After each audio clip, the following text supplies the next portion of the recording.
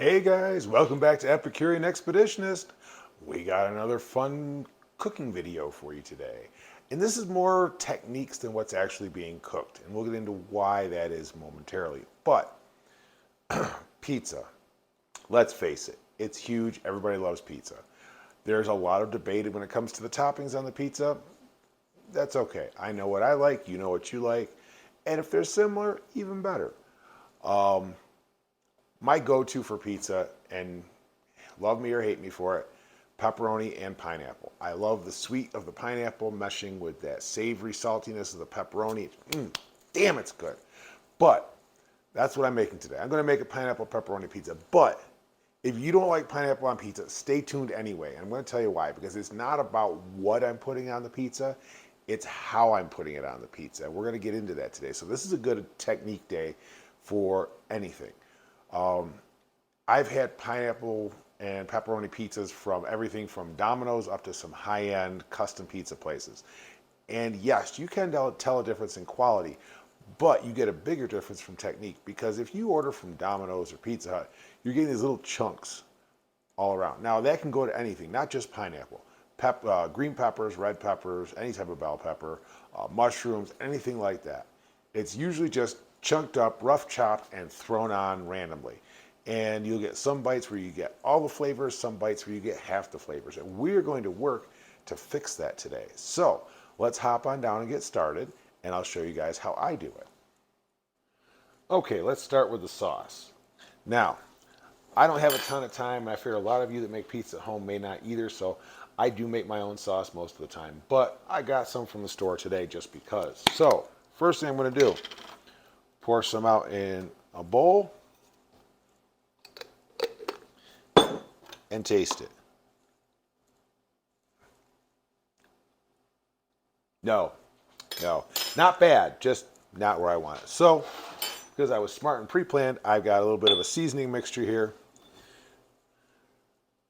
And that seasoning mixture consists of, and what I use, pink peppercorns, sea salt, a little bit, Montero's sofrito mix, little chili powder, little onion powder, barbecue spice, and a little mustard powder.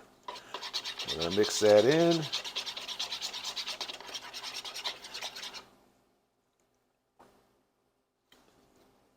A little bit more. Now, obviously, if you're cooking for other people, you may not want to taste the spoon and put it back in. It's just me, so I can do that. Oh, that's so much better. Didn't take a lot.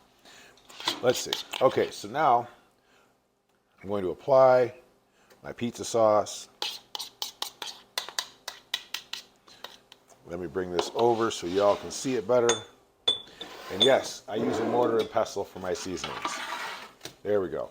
So I've got my sauce on the pizza shell, and yes, I'm using a shell. When I get around to replacing my pizza stone, I will be making pizzas. I'll be making my dough from scratch. But until then, I'm stuck with the shells. I have tried doing just regular dough, and it fails miserably on my end. So I like my pizza stone. I know how it works. I'm good with it. But until then, shells it is. Okay, boom.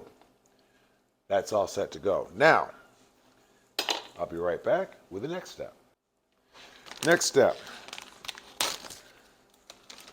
You see I got a nice thin even layer on there. Now if you like your pizza juicier, feel free to add more sauce. I'm not judging on that. But we want to make sure we have all of our flavors in every bite of this pizza. That's really the key thing here. And you don't have to go crazy with toppings to do that. Now me, I like my pizza cheese. I like my cheesy pizza. I like my cheese pizza-y, my pizza cheesy, whatever you want to say. I'm just going to make sure I got a nice solid layer of cheese on here. Don't worry, Carter, you will get your cheese tax. Just let me do this. I have to drop a little cheese to make him feel like he's important. There we go. I dropped some cheese. Vacuum clean. Oh, he's vacuuming it already. We're good. That's the nice thing about dogs. There we go. Okay, so I now have a nice even layer of cheese. Probably a little more than some people put on, less than others put on. I got my pepperoni, and I've got some good uncured pepperoni. Did they give me an easy way to open this? This is the first time I bought this particular brand, and they did not. So that's what kitchen scissors are for.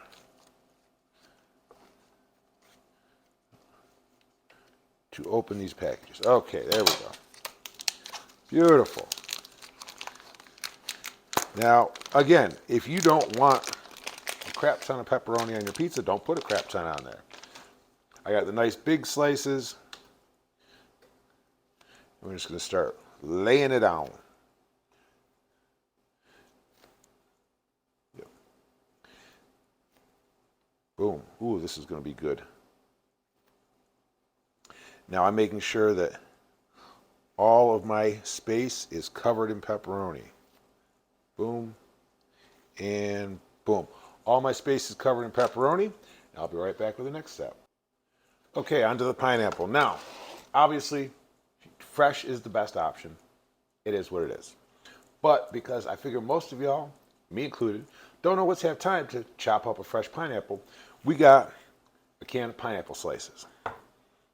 What you want to do is, I love doing this on the mandolin because it gives me very consistent slices. I'm just going to put it on the mandolin at a nice thin setting. And we're talking about as thin as you can get. And just boom, and boom, and oop, that one's done.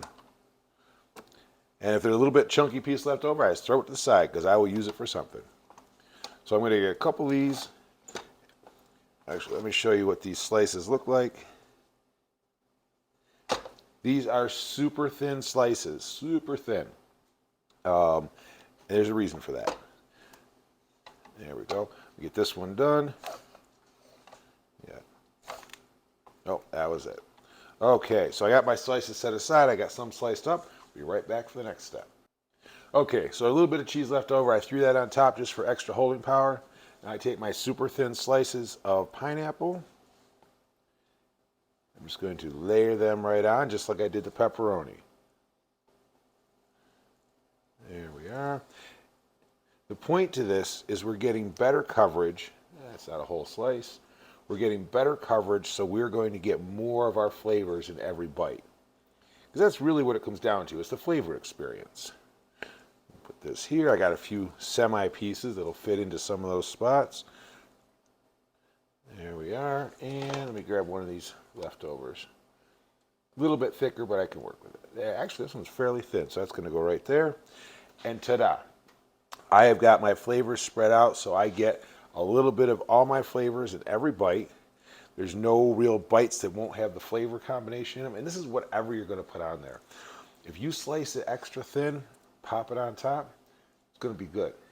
Anyway, my cooking instructions call for 450 for 8 to 10 minutes. So I'm going to pop that in. We'll be right back when it comes out. Okay, it's done. There it is, fresh out of the oven. And hot. All my flavors in every bite. That's the thing. And again, today is not so much about what I made. It's about thinking about the technique you're going to use. If you're making a pizza, take your chunky toppings, nice thin slices, and spread them out so you can get the flavor in every bite. I mean, every bite. Just make it absolutely amazing. Make that flavor experience work for you. And that's today's tips. I should have more for you coming next week. Last week was kind of crazy, so we're under control now. So life is good.